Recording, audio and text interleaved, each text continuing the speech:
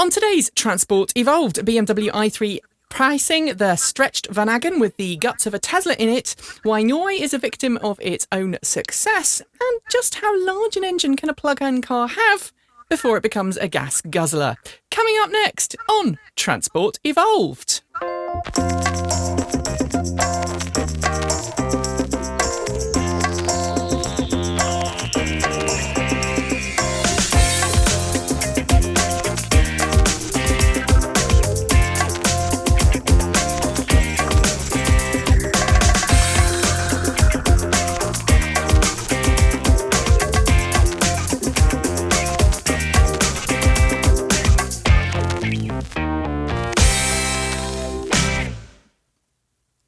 Good morning, good afternoon, good evening, and welcome to episode number 181 of Transport Evolved, recorded on Sunday, the 5th of January 2014. My name is Nikki Gordon-Bloomfield. And I'm Mark Chatterley. How are you today, Nikki? I'm doing very well. I apologise to anybody who was just watching that there who couldn't figure out why the video suddenly disappeared and they couldn't see the video at the start of the show. That's why I was a bit stuttery there. I pressed the right button and nothing happened. It's going to be one of those days today, Mark. It's always one of those days on a Sunday. Why did we move this to a Sunday? It's just a lot more relaxed. It doesn't matter if we press the wrong button. It's a lot more relaxed than if we press the wrong button. And it's also easy to get hold of great, awesome, truly amazing guests. So we should probably go and introduce our guests today. Just a kind of a housekeeping thing today. Mark and I are both in a part of the country where we're having Floodmageddon. And also Gale-mageddon. And also Over-reporting-mageddon. So I'm not sure if we're going to have power throughout the show today. There's also thunder and lightning going on outside around my house right now. So, yeah, if I suddenly go off air, that's why. Right, Mark? Yeah, and if there's thunder and lightning at your house, then it means in my house in about 20 minutes' time there'll be thunder and lightning. Yes. So let's go and introduce the first guest of the show today, all the way from Silicon Valley, with an awful lot of ukuleles in the background, Mr. Scott Cronce, who's hello, a long-time EV driver. How are you today, Scott? I'm very well, thank you. Yes, how are you today? I'm very well, thank you. And we've met before, as you reminded me, in San Francisco a couple of years ago at a meeting of the Bay Leafs, which is fantastic. So you've been driving EVs since when? Ooh, a little over a decade now. Yeah. My first EV was a 1995 US electric car. Oh, you had an electric car? I didn't know that. Wow. I still have it. It's sitting in the driveway right now. Oh, if I'm ever my wife will give it to anybody who comes by and wants to take it. If I'm ever in the Bay Area, can I come and see it? Absolutely, yes. Oh, fantastic. And also, you've driven a RAV4 EV for many years? Two of them, yes. A silver one and a white one. And you've now got a Nissan Leaf. A 2011 Nissan Leaf, yes, that's correct. Well done. Fantastic. Wow. Good choices. Good car choices. We like Leafs, don't we, Mark? We do. Yes, we were saying this the other day. We were patting ourselves on the back, just going, the Leaf is a very good car. We're so glad we got it. We're a bit smug about such things. Now, these are three interesting facts I'm going to ask Scott about quickly before we go on to our next guest. First of all, you are a trained gourmet chef. That's correct. So where did you train? I went to the premier college on the east coast of the U.S. called Johnson & Wales. And that's where I got a degree in culinary arts and hotel restaurant management. Wow. A little degree there. Wow. And then I ran a few restaurants for a while, was doing computer work on the side, and then decided that my hobby and career should switch. You know what? That's what happened with me. So I completely support that, because I started off as a classically trained oboist and did EVs for a hobby and now done it the way around. So, hey. You also have a lot of ukuleles on the wall. An awful lot of ukuleles. You don't see the other ones on the other side over here. So you presumably also play the ukulele? I do, yes. And you also spend a lot of time playing computer games because your day job, you work for this little-known company called EA. That's right. Full-time day job playing video games. Well, or maybe making video games. We hate you. We really do. This is where I start asking. I slip into my teenage guys and go, "Can I do some work experience?" Well, maybe not in this case, Mark. Also joining us, also from the west coast of America, but about 1,000 miles further north, I reckon. Otmar, who has in his garage, in his workshop, lots of wheels. On the left of him, or is on over his right shoulder, is a Volkswagen Vanagon. And on his right-hand side is something that you might recognise, Mark. Can you see what that is? I can't. It's a car without a bonnet. Without a bumper. Imagine a grille with a T on it. And imagine... You've completely lost me. It's a Tesla. It's really? A Tesla. It's quite hard to guess what Mark can see when Mark can't actually see a stream. But when it's a Tesla, that's not fair. I'm missing out now. Well, Otmar, would you like to tell us about your little project there? And for those who don't know, Otmar is also the guy behind the Cafe Electric company. And he was responsible for designing and building something known as the Zilla. And there was a whole series of Zilla bits for cars, which, without going into the kind of the long-winded part of it, because we're going to come into teaching people how things work a bit later, it is essentially the bit that makes your car go, your EV go, and it makes some really fast cars go really, really fast. So, Otmar, tell us about your Stretchler and your Tesla project. Right. Hi. Glad to be here. And, well, every now and then I need a really wild project. And having done EVs for over 20 years now, I wanted to finally get most of the miles that I drive pure electric. Most of my trips are electric now. I drive a Porsche around town. But I do a lot of traveling up and down the West Coast and camping and stuff like that. Now, your Porsche is a conversion, isn't it? That's right. The Porsche 914 has a Zilla motor controller in it. I use it as a test bed, and it's also what I run around every day. And it's just a basic electric vehicle conversion that I did, 12 or 14 years ago or something like that. Now, as the guy Does it use lead acid then, in that case? No, it did originally, but it now runs some Thunder Sky lithium-ion batteries. I get about a 40 to 60 mile range, and it accelerates from 0 to 60 in about 5 seconds. Nice. That is sweet. Do you ever burn off people at lights? Oh, all the time. They just... So people turn up and they see this classic Porsche, and do they kind of have in their head, yeah, whatever. Right. Well, the thing is that one of the wonderful things about an electric car is you can tune the torque very accurately with a terminal on your car. You can just tell the motor controller how much torque to produce. So I leave mine set just low enough that the tires don't spin. And so I can floor it at every traffic light, and silently it just jumps ahead. And nobody looks at you strange. You're not squealing tires. You're not no roaring engine. But by the time they've started, I'm already across the intersection. So it's essentially you just turn it so that the tires don't break away under normal circumstances. That's right. And they get that's right. Brilliant. That is sweet. And it's such a feeling when that happens. Oh, it's really fun. So tell us about the Stretchler. We've got Mark. I have to say this. Mark did this phenomenal graphic for the show today, which is just... Mark, you excelled yourself here with that one. So, thank you. I don't really have a visual mind, so I'm quite impressed it came out quite nice. So I sort of said to Mark, can you do like one of these opening graphics for the show so that people can see what's going on and they can see, the beginning of... they can see what the show's going to be about today. And I don't know if I've got it in my shot list. So...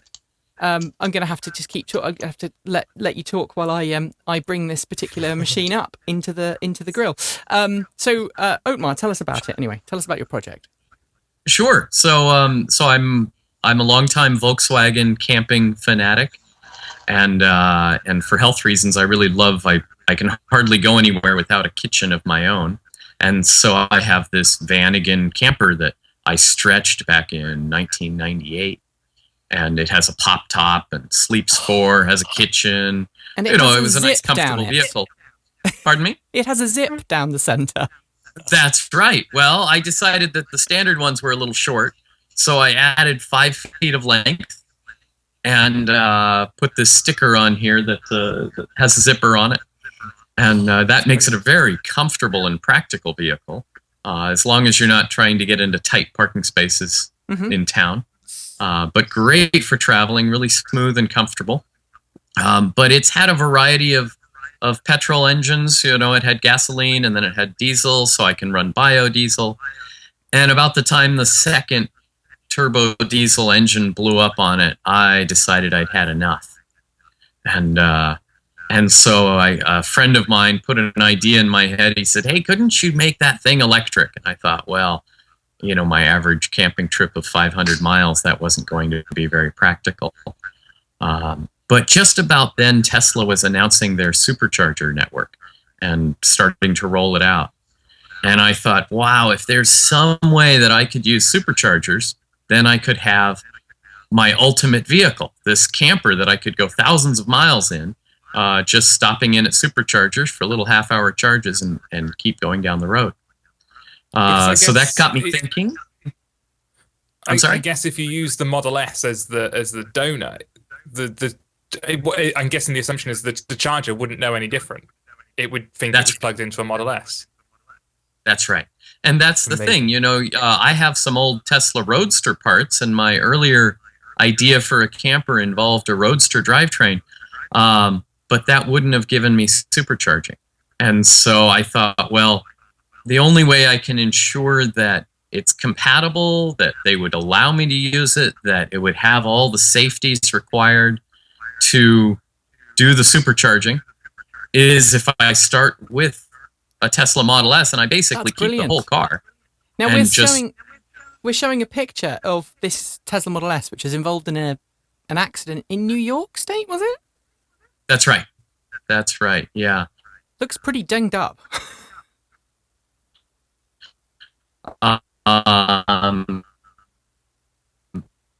Oh.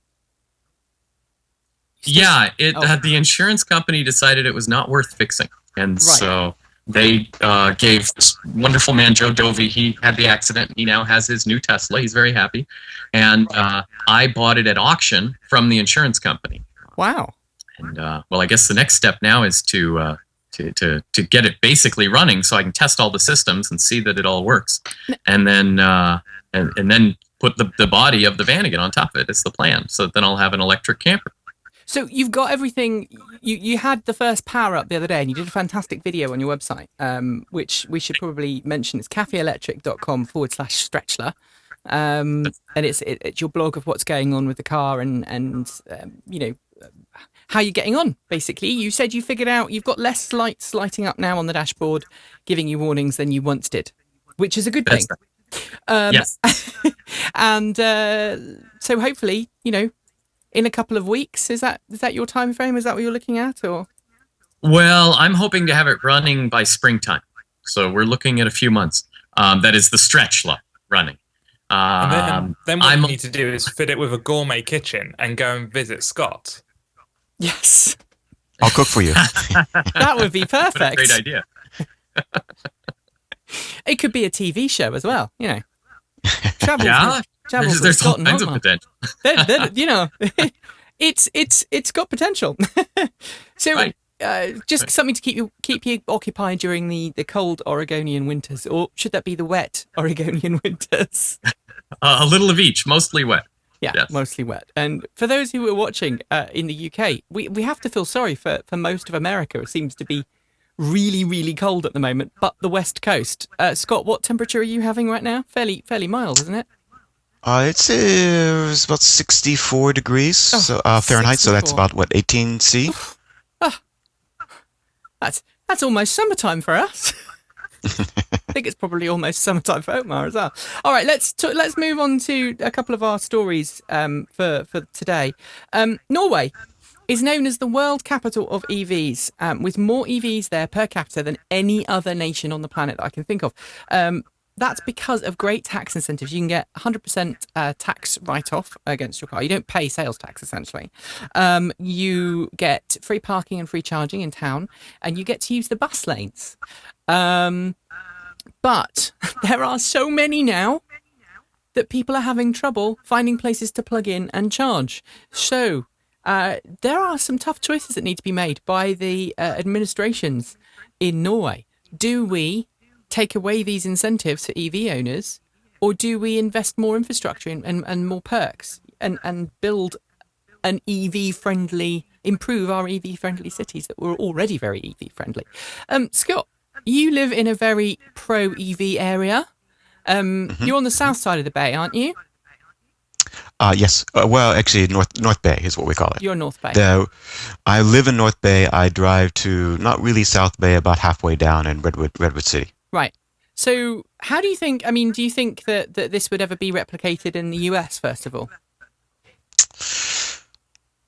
Probably not, just because of the sheer volume of people that are going to want to charge. But I think an interesting thing is when I look at the people at EA who charge, probably only half of them actually need a charge, or maybe even a third need a charge. Right. And the rest are charging because it's available. And this is something, obviously, in Norway, it's a bit more complex than that, because obviously in the winter when it's cold, your range does drop. Doesn't matter what car you're driving, your range will drop. And so people are plugging in primarily to help keep their cars' batteries nice and warm if they've got Teslas, or to help be able to preheat the car when they return to it after a day at work. But you're quite right. I think a lot of people do plug in that don't really need it. And this is a conversation we've had before on the show, isn't it, Mark? About, do you plug in everywhere you go, or do you plug in just when you need to charge? I recently made a couple of trips to London where I followed the ABC principle, always be charging. And I stopped everywhere along route that I knew had a fast charging unit, because I figured that it was better to always be charging and put a little bit topped up. And I suspect people do the same with level 2 fast charging, right? Yeah, it makes sense. On the one hand, it makes sense. And there's a great advocacy kind of view from it as well, which is people see these cars plugged in. They don't see a charging station just sat there with no one using it. The problem is on the other hand, it does reinforce in some people's heads that these cars need to plug in, which is, it's this really odd balance. And I've had people go, oh, so you're plugged in because you can't go very far. It's like, well, I've just traveled 70 miles to get here. But and they don't see that. They just see me plugged in and think, well, he needs to plug in because he can only go 5 miles. So it's this really weird mixture that we have to contend with, that we want to show that these places get used, but also show that we're not reliant on them. But the interesting thing in Norway is that what happens now, like you say, do they stop the incentives for EVs? The interesting thing is in this country, it's almost the opposite. We've got businesses in this country trying to make a go of making charging a proper business strategy and a proper business plan, making money from it. Surely that's the perfect market for this, is now Norway. If you want to make money from charging, you build a network in Norway. That seems to make sense. So the government should keep the incentives for the cars and let business come in and do the charging infrastructure. That makes sense to me.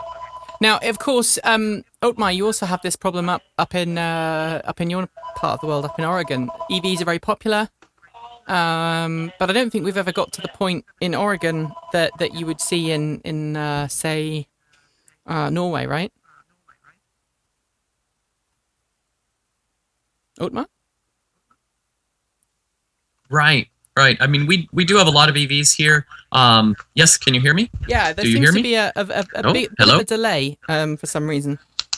Okay, let me reduce my bandwidth here and see what else happens. How is it now? I think it's okay. Yeah, let's keep trying. Great, that sounds better. Yeah, there's a lot of EVs up here, of course. I think it's pretty true that 95% of the people just charge at home and do their daily trips. So I find that the infrastructure that's out there is not used very much. And really, the people I know who drive Leafs regularly and so on, unless they happen to have charging at work or they've got sort of an unusual situation, there aren't really enough chargers that you can just charge anywhere you want to go. So most of them are using the DC quick chargers.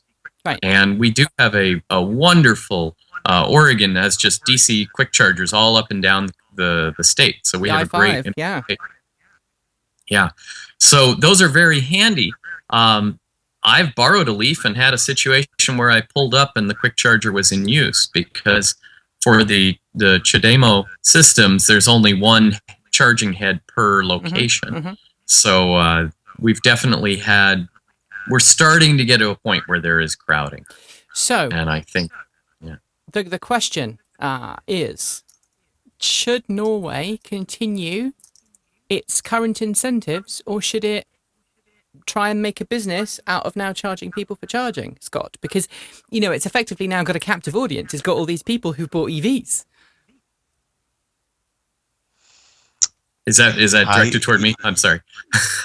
That was towards Scott, but either of you can answer it. Scott? Yeah, I think that if they've got the money, they might as well continue to build it out. But the real thing is, if they do start to charge, as soon as they're charging more than what it's going to cost you to charge at home, you do remove those people that don't actually need the charge. So that should be effectively the match point, really, and maybe they should. Yeah, they can decide. So if they decide that it's too costly for them to continue to put out more, they can start to raise the prices a little bit for a charge, and then at that point it'll equalize itself. The number of people who have to do it will do it, even though it's costing them a little bit more than what they do at home, and the others will stop charging. And maybe Norway is in that point now where it's okay now to start charging for charging in Norway. That sentence didn't sound right, but it was. Maybe that's the point that Norway is now at, that nowhere else in the world is at yet. So I don't think any other country is ready yet for that kind of commitment, but we'll see. All right. If last year was the year of increased EV sales, 2014 could be the year of increased demand on lithium-ion battery cells, thanks to increased EV production. The launch of the Outlander plug-in hybrid has already been delayed in the US, and Nissan itself has also hinted its own production output is going to be limited, by how many battery packs it can make. Now, Nissan's obviously trying to increase production to meet demand, but it has said, look, there is a ceiling, and that is caused by lithium-ion battery cells and obtaining them more than it is factory output for the actual vehicles. So this is bad news, I think, this year, because it could mean that EVs remain highly prized luxury items, because if you've got a limited supply of something, the price is going to remain high, right? Let's ask Otmar this one. Yeah, I think it's unfortunate for the next year or so, maybe two, but I think in the long run it will be very helpful, because we just got through the late 2000s, where the battery manufacturers were all ramping up capacity thinking they would be needed, and then they went out of business. So now we have a real demand. And right. So I think, I'll bet what's going on behind the scenes right now is that people are just scrambling to build battery factories. And I think that in the long run, that's a great thing, but it certainly will be difficult for the next year and a half or so, I think. Scott, it's going to take a while for this production to ramp up, isn't it? And where do you think most of these battery cells are going to come from? Are we going to be looking to the east?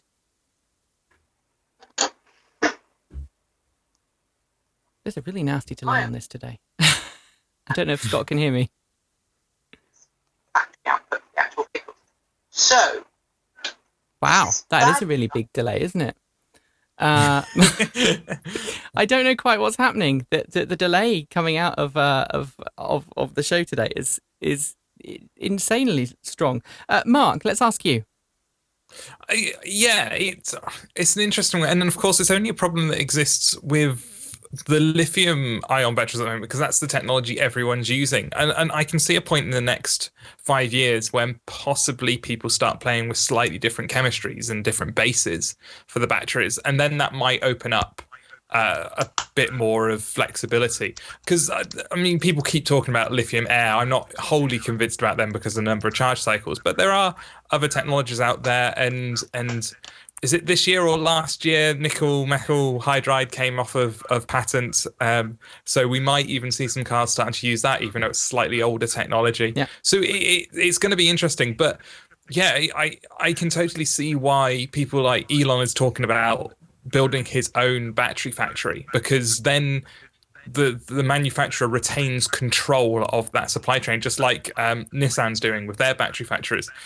If they can maintain control, they can, as Nissan's doing, possibly go, well, we're going to have to limit supply in the next year or two, rather than what seems to be happening with Mitsubishi is we just can't produce the car. Yeah. Which is a bit of a shame. Scott, I think you just found a bug on the Xbox One.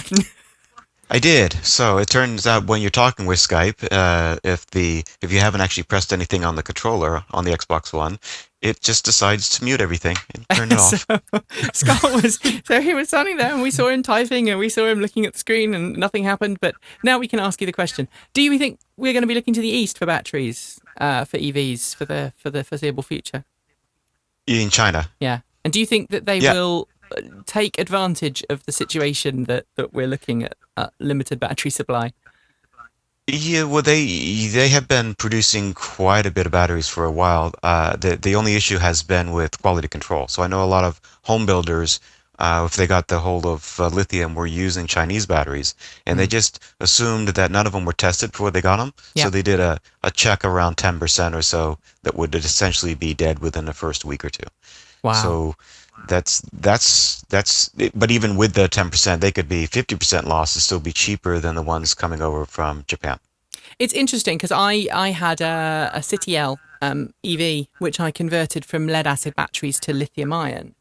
And one of the things that I noticed was I was using, I think, Thunder Sky lithium ion batteries. This would have been, 7 years ago, 6-7 years ago. And the quality of the first batch of batteries I had in my car were much less than the quality of the second batch I had, to the point that when I got new ones and put in, I didn't replace the entire battery pack, but the new cells that I put in essentially helped bring down the last of the old cells.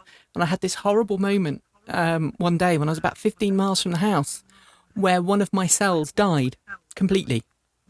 And the car, I'd put in a battery management system, and there was a little dashboard that I'd put in the car, and it started flashing to tell me that, you need to stop. Something's wrong with your battery pack. Got my voltmeter out. And of course, back in those days, you could measure the voltage across each of the cells. And one of the cells, indeed, was dead. And I remember standing at the side of the road. I think it was raining. The City L has a canopy that lifts up at the front, that hinges at the front. And the boot, you have to take off two thumb screws to lift up. So I was kind of leaning over the rear of my car, testing the voltages of all these cells, and one of them is dead, and I had to actually physically disconnect it from the rest of the pack, wired everything back up, and managed to convince the car to run just well enough to get me almost home.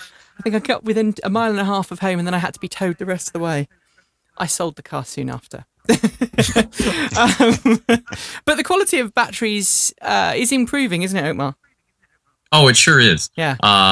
My Thunder Sky cells I bought in, 2008 or late 2008, early 2009. And they've been running flawlessly for all these years. Mm-hmm.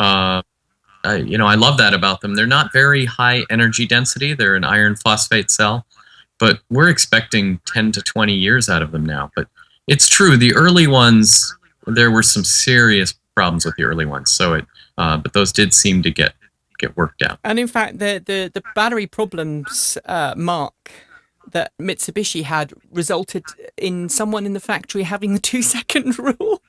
Yes, yeah, I've dropped a cell. Oh, it'd be fine. Just blow it off And put it back on the production brush the top line. off, yeah. And it was breaking. All right, this is one for Scott. Tomorrow, the 2014 CES Consumer Electronics Show starts. No, it's not tomorrow. It's Tuesday, isn't it, Scott? Tuesday. Yes, Tuesday.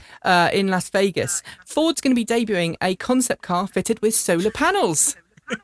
Well, hey, it's a plug-in Ford. It's a Ford plug-in Energy. Now, for those who don't know, the C-Max Energy plug-in hybrid is like the European C-Max. It's just got a a plug-in hybrid drivetrain, and the batteries take up a considerable amount of the boot space, so not as quite as practical as it might you might first think it is.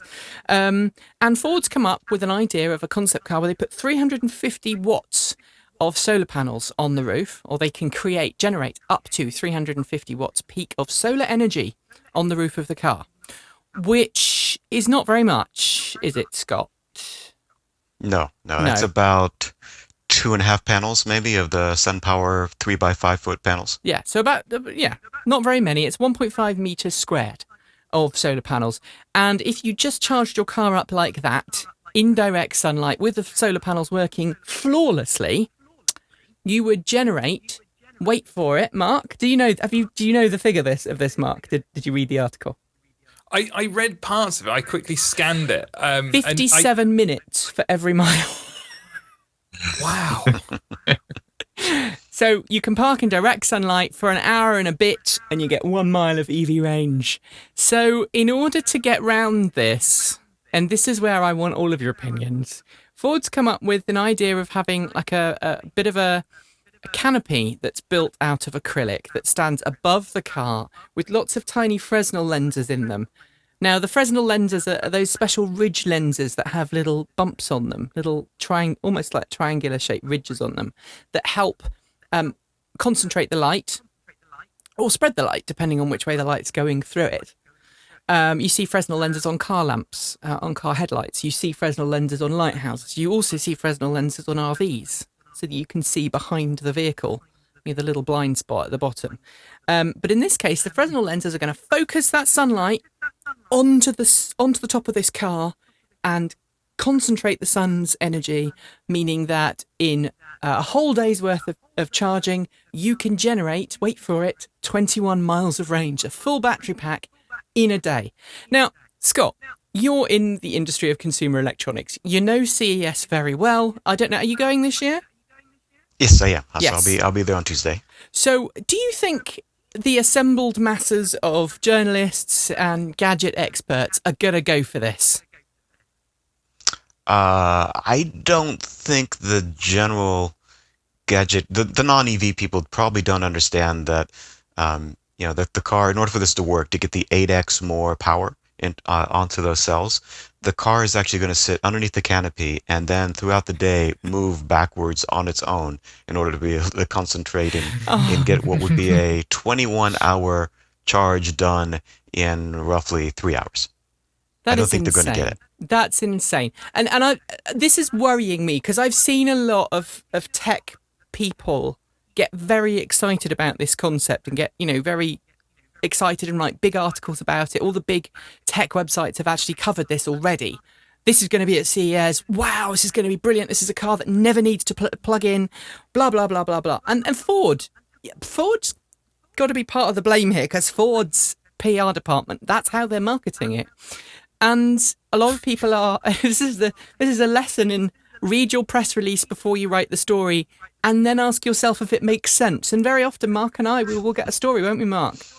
Yeah. And I will phone up Mark and go, Mark, does this make sense to you? Or Mark will phone me up and go, does this make sense? Because it doesn't to me. Critical thinking. Read a sentence out and go, that doesn't work. What confuses me about this, and maybe it's part of the press release that got left out, or maybe I missed it in the story, is that the solar panels have a peak efficiency of 350 watts. So it doesn't matter if you concentrate more light on it, it can't generate more electricity. Or is that my understanding of how solar panels... Is there peak power output rated on a standard amount of light hitting it? I think it's on a standard amount of light. I think you can get away with it and increase it, but it's still a bit kooky. Otmar, what do you think? Yes, well, I love this story. The great thing about concept cars is that they don't ever actually have to work, and they don't ever need to be financially viable because they're a concept car. So it's great. You can dream these wonderful things that are completely unrealistic. And I think that's the case we have here. The cost of this whole system, the majority of the cost is in the canopy that holds the Fresnel lens. It actually is not in the lenses or in the solar panels on the car.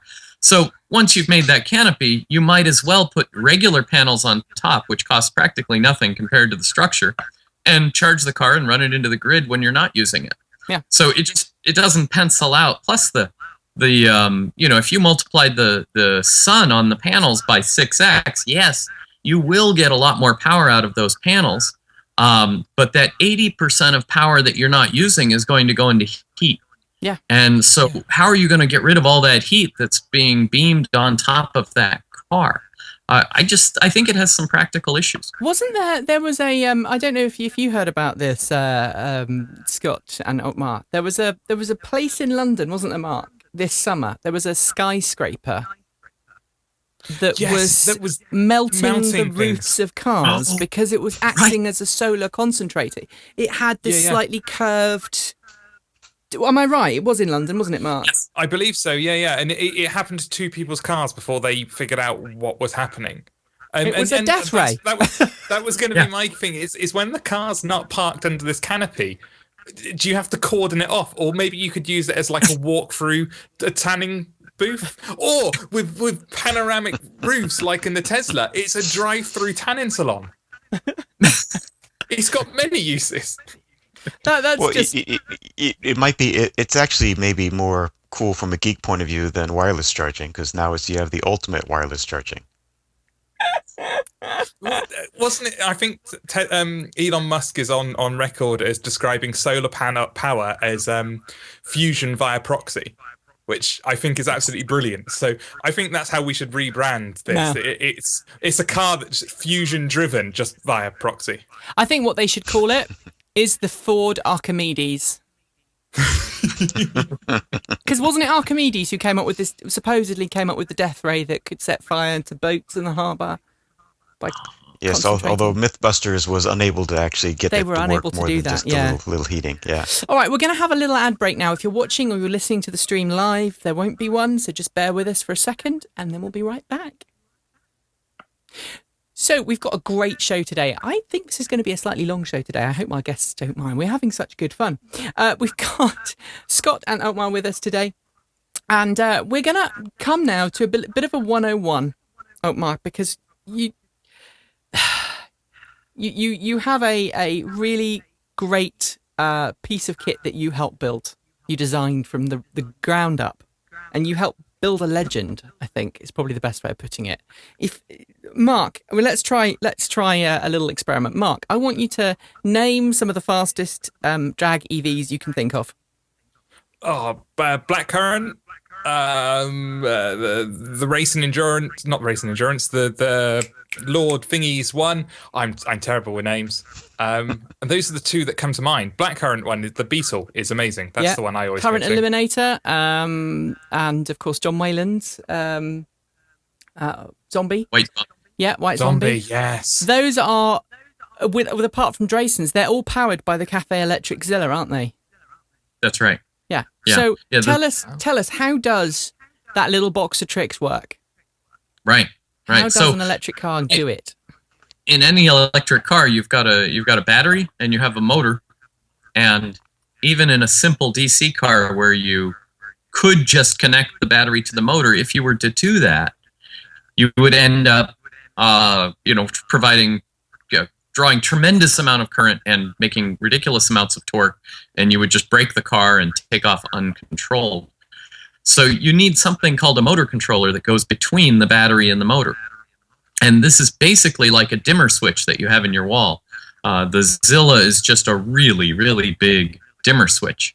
And this dimmer switch, instead of having a knob, it connects with low voltage wiring to an accelerator pedal that you push on. So that when you push just a little bit on the accelerator pedal, the motor controller chops up the voltage coming from the battery and limits the current to the motor, so that you have a nice smooth amount of torque on your acceleration. And when you push your pedal hard, it gives you more voltage, more current to the motor, and it goes faster. That's fantastic. I asked you to do it in as simple a way as possible, and I think that's perfect. That was better than I could have done it, Mark. It's good. Very good. So can I put one of these in my Leaf and have and go even faster? Right. Not yet. There are 2 basic types of motors and controllers in electric vehicles. And many of us racers and hobbyists, we run what I jokingly refer to as a brushful DC motor. And so this motor just needs DC current coming into it from the battery or through the controller. Now, most production cars like the Leaf and the Tesla and just about everything else out there is running an AC motor. And so the AC motor requires a more complicated controller. This controller needs to, instead of having one big switch and one big freewheel diode to carry the current, the AC controller has 6 different switches so that it can take any of the 3 connections on the motor and tie them to either the battery positive or the battery negative. And by modulating these 3 different leads, the motor controller produces a 3-phase AC sine wave that's required to get the AC motors to turn. The controller is much more complicated on these cars, and that's why generally you see them, at least in racing, they're a lot lower power because the controller would be very expensive to run the power levels we run with a Zilla in AC. But in exchange for that complexity, you gain about 10% increase in overall efficiency, and you gain the ability to do regenerative braking, where when you let off on the throttle, the kinetic energy of the car moving generates electricity, and you recover some of that energy into your battery instead of wasting it on the brakes. So AC controllers are wonderful, but when it comes to the really high power ones, we're just getting into that in racing. I have one that I call the Trizilla, and we're working on a prototype now that, it should work. Now that I'll have this stretch flow, I'll have an AC test bed, and my back of the envelope calculations say we may be able to push the Tesla motor to about 1,000 shaft horsepower for very short amounts of time. And the Trizilla is expected to put out 1,000 horsepower. So if we can get a battery that'll supply that, we may have some insanity going on around that. Yeah, someone said they think you should put 2 Tesla battery packs in. Then obviously you'll be able to do 600 miles. Thank you so much for that. Well, let's move on.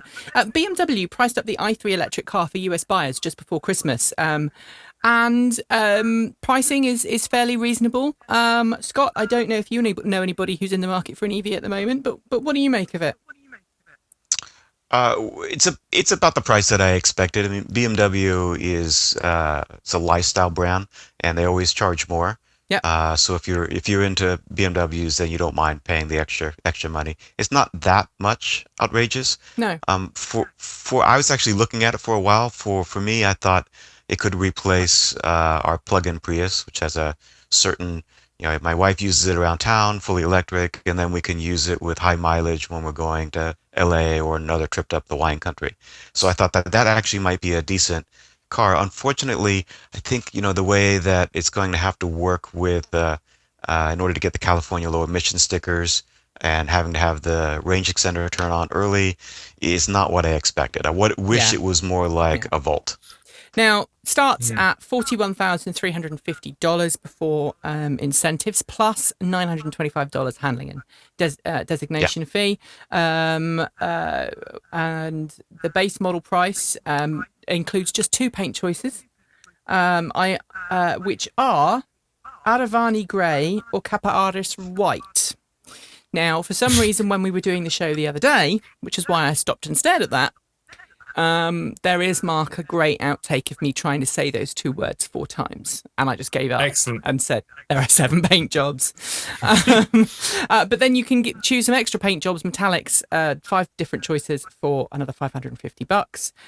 Interestingly, the heat pump based heating system is standard on all US i3s, but it's an extra in Europe, Mark. Yeah, that completely boggles my mind. Why? It's such an odd decision. I've been racking my brains for the past sort of week or so to figure out why they would make that decision to make it standard in the US but not anywhere else. It seems like a very odd decision. Things like heated seats are extra, which again strikes me as weird for a premium car, Scott.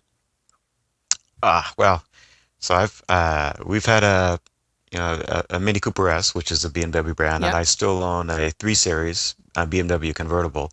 And I'm used to the fact that when you see the initial cost of the car, you can add another 10 to 20,000 on top of that to get it configured the way you want it. It's just the way they do That's it. insane. That is insane. And of course, that's exactly what you'll find with the BMW i3. If you want it with all the options ticked, leather, full spec leather, heated seats, all the extras, which include, things like rear view mirrors, sound system, and navigation. They don't come as standard fit items. You're going to be looking at $52,175 before incentives, and $56,025 before incentives for the Rex version. So on the good side, that means that they're treating their electric vehicles just like the rest of their vehicles. Yeah, and it's a BMW thing, isn't it, to offer it in specs that way. All right, January. And I was just going to say it's slightly simpler to use than in the UK because of the way the law's written, which is you can't switch the Rex on early in the US if I understand this correctly. Right. So you just drive and then the car turns on the Rex. Whereas in the UK, we've been told if you want to go on longer trips, you switch the Rex on early to ensure you've got the power for those longer trips. So I'm not quite sure how they are, if the Rex puts out more power in the US to compensate for that, because if it's only coming on at low power and we've got the company telling us if you want to go on long trips, you need to have it on earlier to build up the power to have the reserves. In the US, is that going to mean more people are going to hit a horrible situation where they can only go 45 miles an hour or 50 miles an hour because the Rex can't put out enough power for it?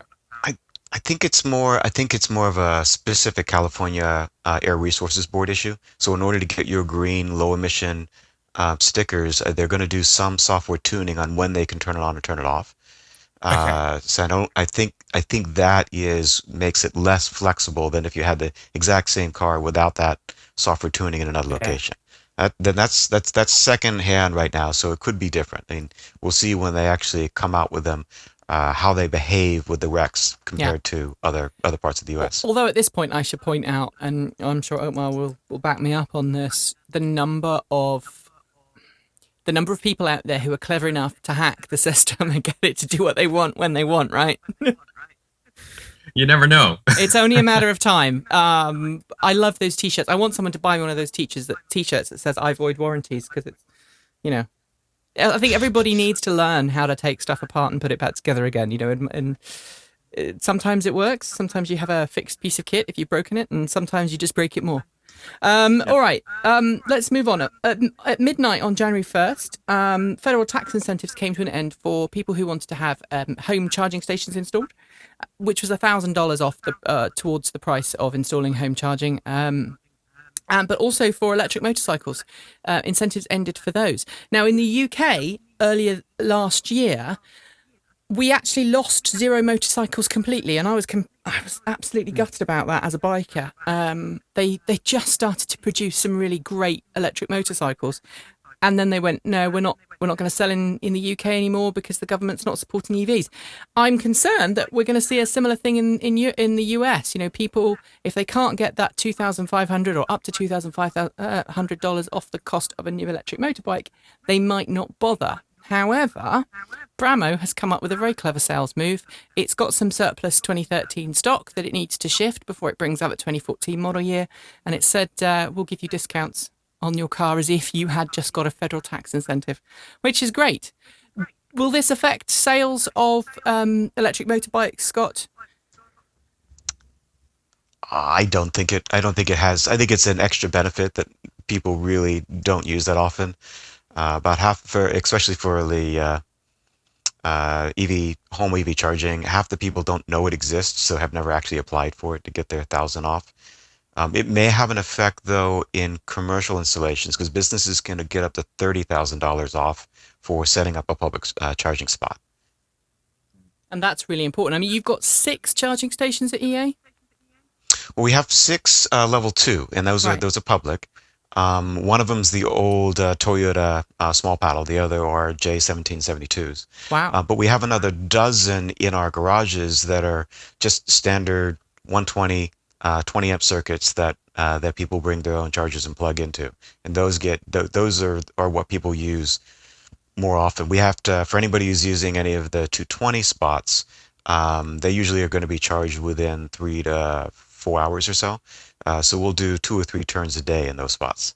Wow, that's great. And we'll come to that later on in the show, actually, because we've got a story about charging policies. What do you think, Otmar? Do you think motorbikes will drop as a consequence of this? I mean, Bramo is an Oregonian company, isn't it? Right. I actually don't know. I don't know what'll happen there, but it seems to me that more of the motorbikes are bought as a fun extra vehicle. I mean, obviously, some people do commute on them. Certainly up here in Oregon, you see less of that. And so I don't know how much difference it'll actually make. It's going to be an interesting one. Interesting one. All right, let's move forward. Mark, this is one for you and I. Most folks tell us it's impossible to own an electric car because they don't have anywhere to charge. They don't own a house. Blah blah blah blah blah blah blah blah blah. But we did a fantastic story this week about a woman in London who proves all of that wrong. Tell us about it. Yes, so this is someone who lives and works in London, and Esty. The tube is, while a wonderful system, quite expensive if you're going certain distances. It's not the cheapest mode of transport, but it's very, very convenient. And she made a couple of calculations and realised that if she owned an electric car, because of where she lived, she would be able to where she worked, she'd be able to get parking and charging, and it would work out a lot cheaper for her. And she did it. She went ahead and got it, and she's got various systems. So we did an interview with her which talked about how she copes with having an electric car and living in a flat where there's no designated parking, there's nowhere for her to plug in, she hasn't got her own charging station or charging space, and how she gets around it. And at the moment, she charges the car at her family's house down the road. She also charges it at work where she can park it. And at the moment, I think she's charging just from a normal 13 amp, one of our normal domestic sockets, but they're about to have a proper charging station installed for her. And she also uses rapid charging. She's driving a Mitsubishi i-MiEV for all intents and purposes. She's not. She's driving a Citroen C0, but if I say Mitsubishi i-MiEV, those are outside of Europe will know what we're talking about.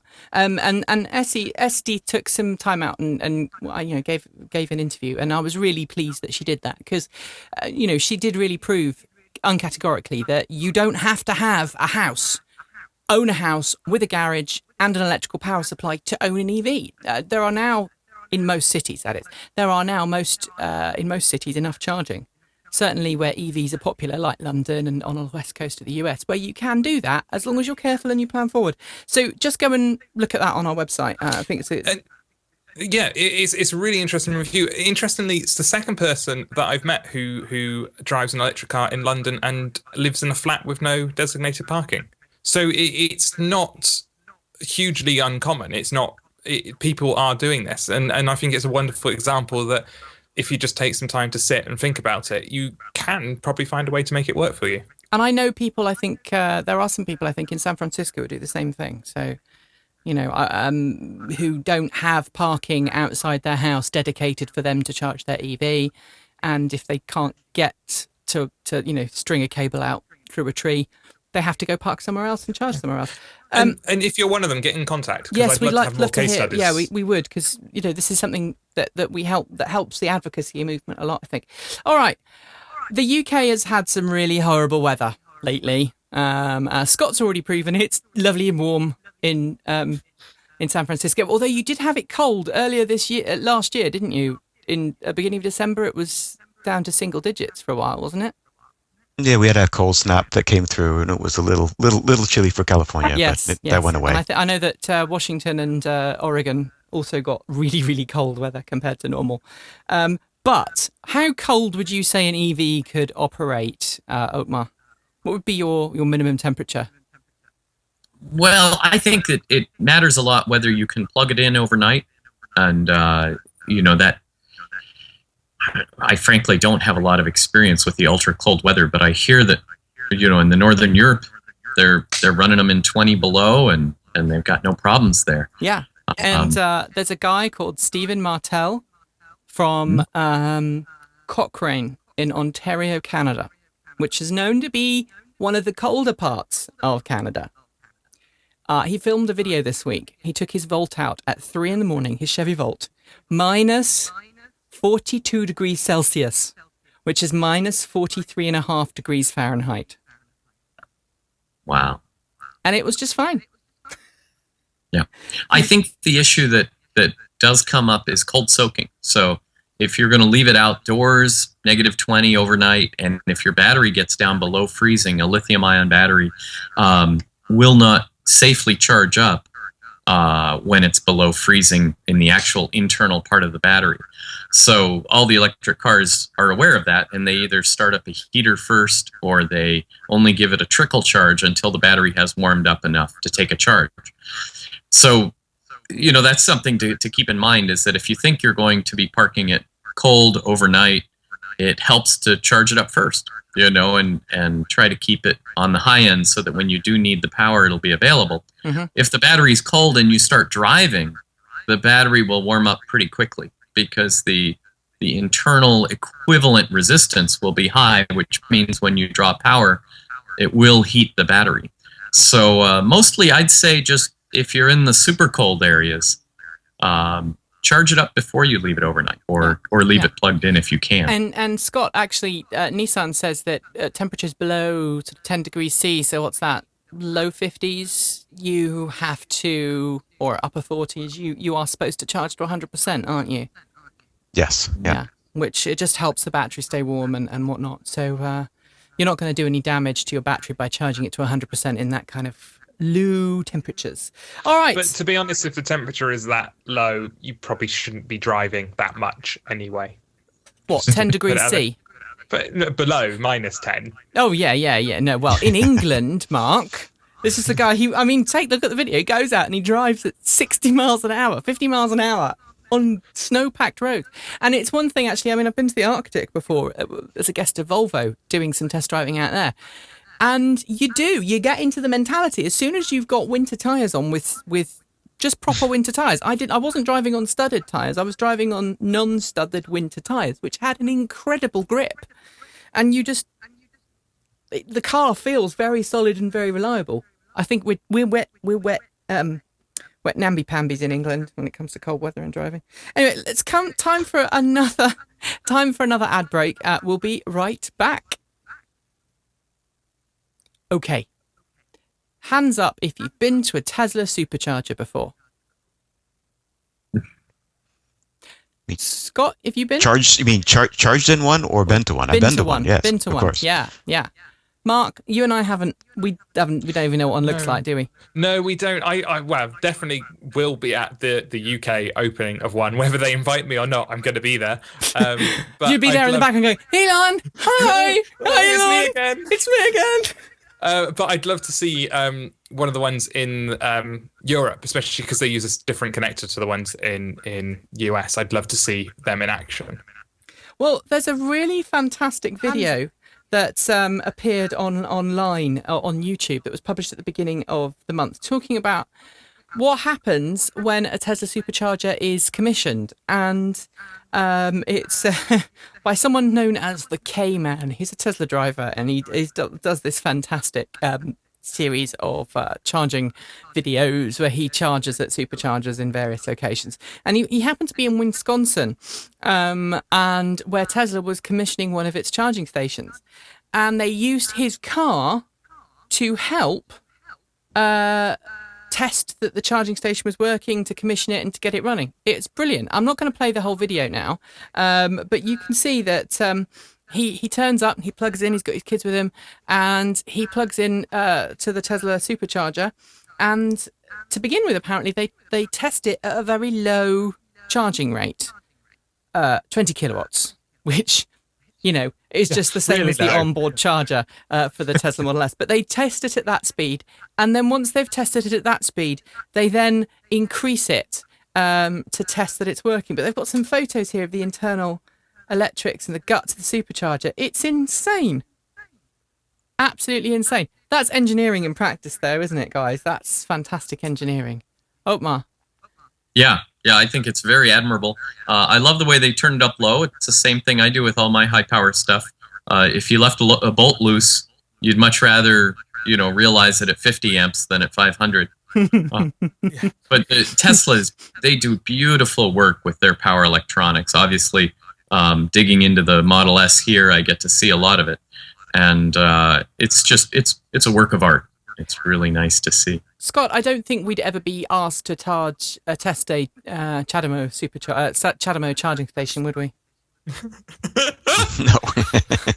The reason being is that it probably stopped working the moment it's plugged into a car. Although it must be said, a couple of the charging networks in the UK do approach, if they know you're in the area, they'll say, could you help us with this? Could you test it or whatever? I've heard of people being asked before. But it's a case of, can you plug in and see if anything happens? Not a case of, can we start and ramp up the current and see what happens? Although I guess if Tesla's asking owners to help out by testing the station, if anything does go wrong, they're going to fix it for you. So it's not going to be, a major issue. And Otmar, in response to your mentioning of a screw loose or a bolt loose, I know too well what happens when you do that. Nothing like that's ever happened to me with EVs, but I used to own couple of classic cars. I used to have a Morris Minor Traveller, which was a hot rod with a 1.8 litre engine in it, but I also had a stock one, 1965 Morris Minor Coupe with, or sedan, I guess, with two doors. And the fuel pump that I just replaced was fine. I just put that in, and when I replaced the fuel pump, I decided that I was going to also replace the coil for the sparking plugs, and I bolted everything back together again, turned the car back on, and I loosely connected everything and didn't double check the bolts. It worked fine while it was sat there, and then I decided, okay, I'm going to go and see my mum 250 miles away. I got halfway there and the car suddenly started misfiring. Kept misfiring, and then I just managed to limp to the shoulder, lifted up the hood, and the car, one of the cables was just dangling, not connected in any way. It was just touching intermittently.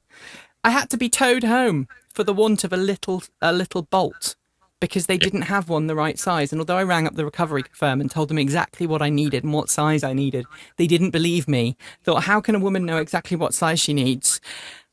And refused to help me and just towed me home. That was horrible. So yes. Yeah. Have you had any heavy instances like that? Oh, sure. You haven't tinkered on a car if you haven't forgotten to tighten a bolt. I was a car mechanic professionally about 10 years, and there are techniques that you adopt to make sure that the critical bolts are tight. Like you never put a hubcap on a wheel that hasn't been torqued. And if you ever put a nut on and you don't tighten it, you put a piece of tape on it. So it's real obvious that you haven't tightened that yet. So that's common experience. Bug fixing for vehicles. There you go. Bug fixing in the real world. All right. Now 50 locations in the US, Scott, where you can plug in a Tesla Model S to supercharge it. That's insane, isn't it? It's very nice. Very nice. It is. You can choose which highway you want to take now. You don't have to go just the route, because especially between LA and San Francisco, you can decide to go the 5 or the 101. There are enough charging stations that you can just do it. That's insane. I'm hoping to test the Supercharger network out in the East Coast corridor in a month's time. And apparently there's only 2 that I can choose from between Washington, D.C. and New Jersey. So I'm hoping they're both working so I can stop and try them out. Otherwise I'm going to be so upset. But there are now 50 places, Mark. 50. That's amazing. How long is it going to take before we have 50 in Europe? And how long was it before there's going to be double that number in the US? What do you reckon? I reckon they're double the number in the US. Well, saying that, I don't think they need double the number in the US. Looking at the map and the coverage, they don't need another 50 to get coverage across the whole of the US. But they probably will double it in the next 18 months. In Europe, I would hope our rollout goes just as fast. So maybe end of this year we'll be approaching that number. That would be lovely. That would be awesome. But we only need, if you go with the bare minimum of what you need, we only need 2 or 3 of them in the UK to get total coverage in the UK of major roads anyway. Yes. So it's interesting. And what I love about it is they could be putting these much further apart than they actually are. They seem to be making a network that is wholly usable with redundancy. And the fact that each one of these, it's 50 supercharger locations, it's not 50 superchargers, which again is a distinction compared to a lot of CHAdeMO, where we've got a CHAdeMO network, but if one goes down, there's a hole in the network. Whereas if one supercharger goes down, that station generally has another 2 or 3 there. You see, the only challenge. I mean, I think we're the only people on the M4 corridor between here and London that have true redundancy, and even then, it only works if you charge up at every CHAdeMO station along the way. And if you skip one, and then the next one happens to be broken, you're boned. This is the map of Europe's superchargers. This is winter 2013, and then this is winter 2014. Mark, you will notice it comes all the way past my door. So obviously, Elon loves me. That he must be planning to deliver your Model S personally. I don't have a Model S, but I wish. I wish. You've got a Model S fund. We've all got a Model S fund. Mine is 10p. I tell you what, in front of my computer here. I've got Bitcoin and doggy coins. Yes, go for it. I'm doggy coin mining at the moment, and I've got 7,000 doggy coins. I'm very proud of that. And I also have some Bitcoins. So maybe if someone wants to send me Bitcoin donations, I can go out and buy a Tesla Model S. Hey, it's worth a try. Me and you should have a competition. Who can get a Model S first through crowdfunding? Who do you love more, me or Nikki? Right. Prove it with a Model S. And what lengths will we go to, Mark? All right, let's move on before we go wrong. Right, EV sales in the US in December are finally in. The Volt did slightly less than it did previously. The Leaf's doing very strongly now, which is great news. But in general, 2013 sales are almost double of what 2012 sales are. This is never going to change now. This is like a big stone that's gathering speed and no one can stop it, right? The electric car revolution, Scott. Yeah, as more cars come out, I think that it's just going to, we'll probably see a doubling this year. I think it's more right now just the number of different models, and the number of different companies. So if your favorite car company doesn't have one right now, you probably aren't buying one. Yeah. And do we think when are we going to reach critical mass in terms of the number of cars available? What do you reckon? What is critical mass? Well, I guess 30%. I guess, yeah, 30% would be a good starting place, wouldn't it? We might still be close to. Well, it depends on what you include. Pure EVs, plug-ins, combine those together. It might be as soon as 5 years. More likely, more like 10 years. Well, let's keep our fingers crossed, Otmar. What do you think? Well, I think that it's going to be hard to distinguish looking back, because I think once it really catches, the adoption curve will be very steep. You know how it is. Once you've driven an electric car, you don't want to go back. No. There's just no. It's not. Especially as our quick charging networks get deployed, so that they truly lose that last complaint that people have. Oh, I can't take it on a road trip. Once we have large, reliable quick charging networks, there'll be no stopping EVs. I think they'll just take over, and it'll be hard to pinpoint when it was exactly 30%, because it'll shoot right through it. Yeah, I agree.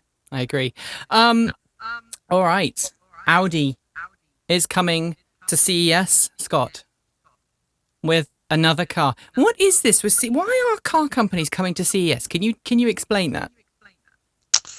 It's been coming. The car has been coming to CES for a long time, but in the past it was all around the stereo that you put in aftermarket. Then it became the telematics, the head unit, and then about 3 or 4 years ago is when the smaller companies with various EV tech started showing up. I think this is probably third year for Cullum, which is ChargePoint. So I think it's a place for them to go and show off something new. So you see, I've seen a lot of concept cars, and usually big, huge locations. So I'm sure Audi's going to have their nice bright spot and just feed people through to take a look at it. Well, I think it's going to be interesting to see what Audi do, but Audi are bringing out this plug-in car, which is called the Quattro, which has kind of got me quite excited. It's the Audi Sport Quattro Laser Light. It has freaking lasers, Mark. Lasers for headlights. Oh, Lasers. It has laser emitting diodes. I think that's what they're calling them. Okay.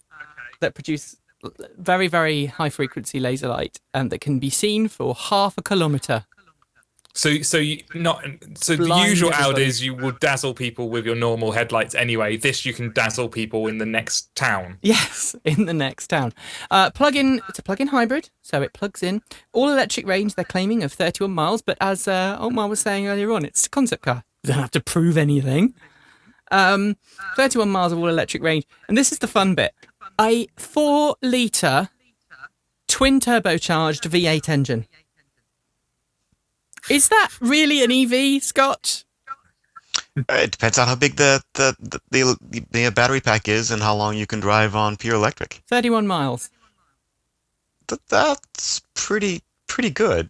Yeah. So then that'll cover most people. Not as much of the Volt, but then you have you're combining two things. You've got a high-end sports car with a daily city runner that you'd use on pure electric. And it looks pretty good as well, it must be said. Look at that.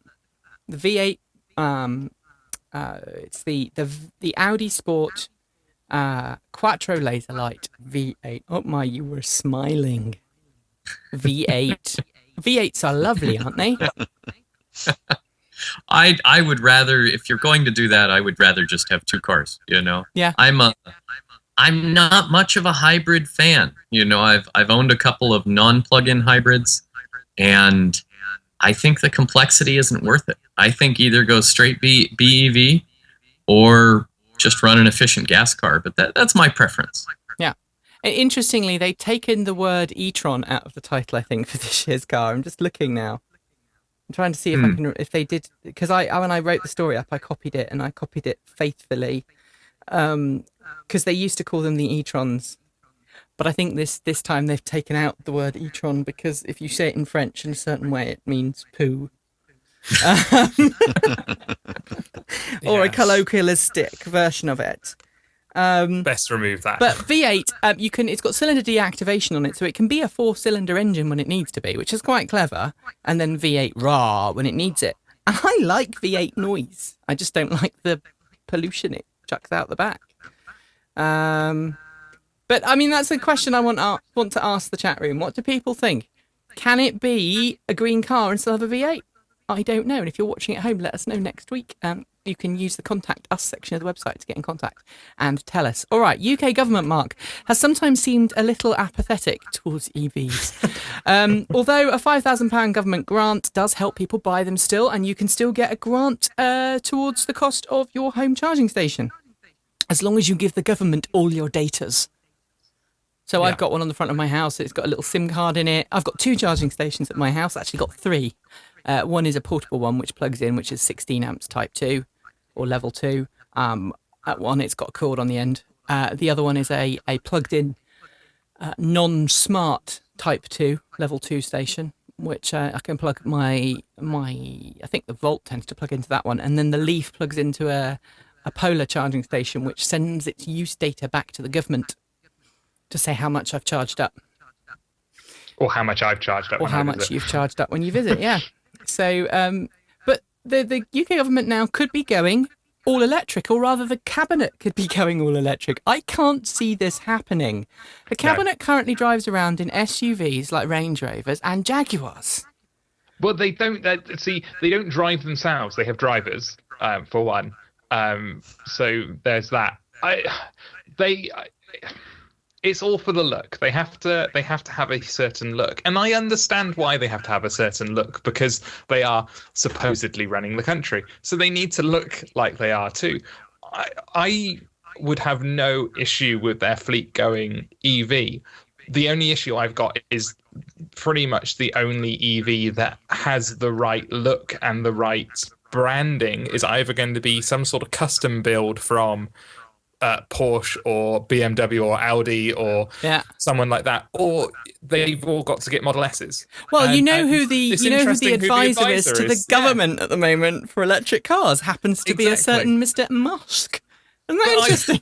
Again, I would have no issue with them all. If they switched them all, their fleet of drivers got switched and they all went round in Model S's, I'd have no problem with that, because overall they would then experience what it was like to be in an electric car, which means they're more likely to support electric cars in the future. No, they wouldn't. They'd be sat in the back, and then if the car needed a charge, their driver would take it somewhere and charge it up. Do you know what? I think the government should just get off its lazy bottom and walk, because there are situations in which you see, especially the PM, get into his nice car and he drives half a mile down the road and then gets out again. Well, it's always been my belief, which would never happen, it never go through. But if you are a member of the cabinet, or in fact just any MP, you should be forced to use the National Health Service. You should be forced to have your kids go through state schooling, and you should be forced to use public transport. Because how else would you understand what the issues are with those state-run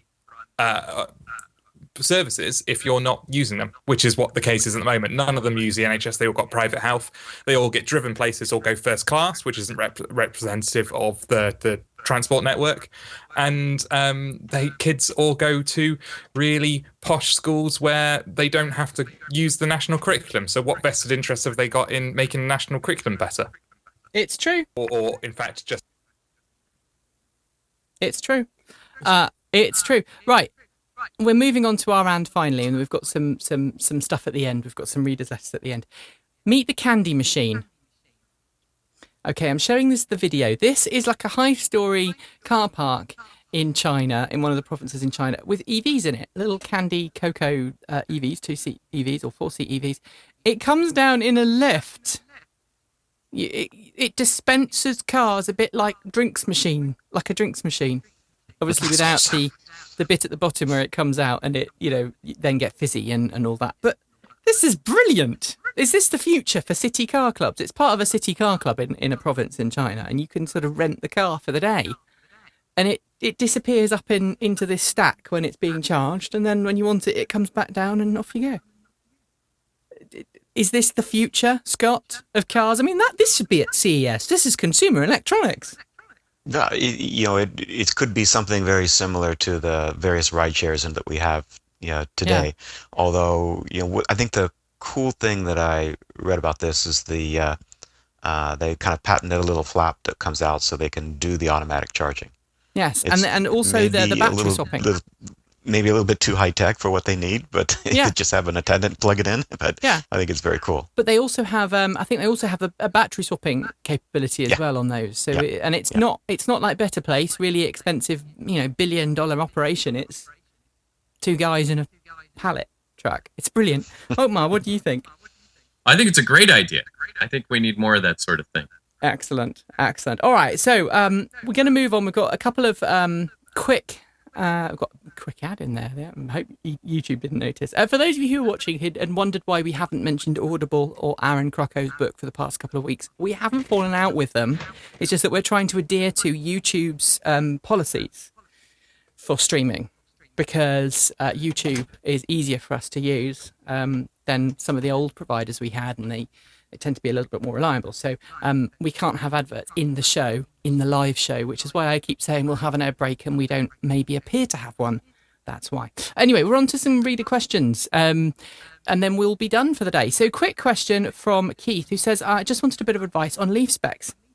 I have a smart 2012 CDI Passion, which is the diesel model at present, but have just had a 2011 Nissan Leaf for 2 days. Brilliant car. My only concern being range in cold weather. I did 36 miles a day returning the car to the dealer and had 3 bars left at the end of a very hilly journey. I love this car much, but is it worth paying extra for the 2013 Ascenta model with a greater range? Trying to find the specs for 23 Leaf is proving very frustrating. 2013 Leafs are advertised at 15,000 with a few thousand miles. But do these cars have some of their 101 improvements made for 2013, or do I have to go for the name Ascenta to be assured of the improvements? I love the videos on your channel, by the way, which have given me a lot of inspiration to check out electric cars. I have a charging point installed, and I'm now determined to go electric. Any advice would be appreciated. Many thanks, Keith. So we're talking, guys, about the 2013 Nissan Leaf. The Ascenta is the mid-range, isn't it, Mark? Yes. So Vizia is the bottom, Ascenta, then Tech. So that would be the S V in the US. Is that right, Scott? SV, because that's the SL is the high end, right? Yeah, so it's the so SV. SV. Yeah, so he wants to know if it's worth going for the SV over the 2011 Leaf. What do you reckon? I don't, other than correction in the guessometer, I don't know what the actual range difference is between the two. It's another couple of it's another 10 miles or so, isn't it, Mark?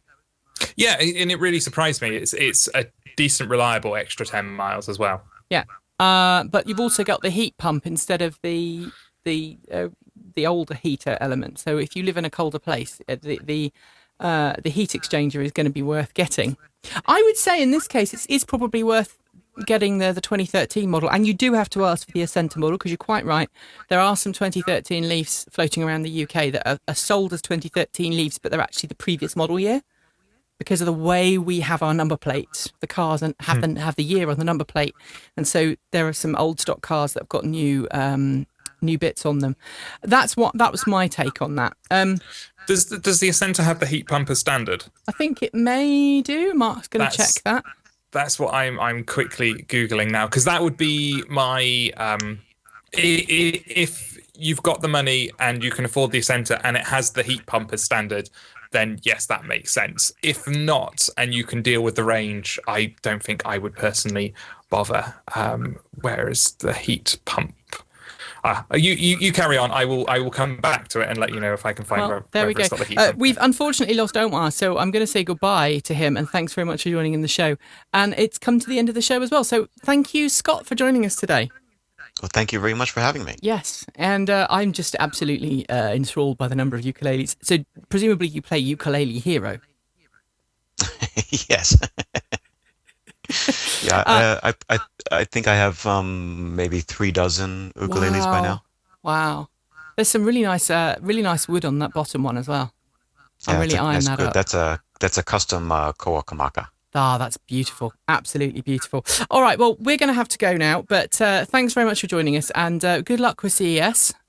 And, hey, thank you very much. I hope that playing all those computer games isn't too boring. No. And by the way, I just want to thank EA for putting a Nissan Leaf in The Sims, which I think is brilliant. And the charging station. And the charging station. Well, it's in SimCity. The Leaf and whenever I put a little Leaf and a charging station down in my city, my people get really, really happy, and they make lots of cheering noises, and it makes the happiness go up a long way, which is true. Anyway, that really is it, Mark. The Ascenta model does have the heat pump as standard. It does. Found that out. So, yes, it's good. Brilliant. Okay, folks. Well, thanks for joining us, and as always, don't forget to plug in. See you soon. Say goodbye. Bye.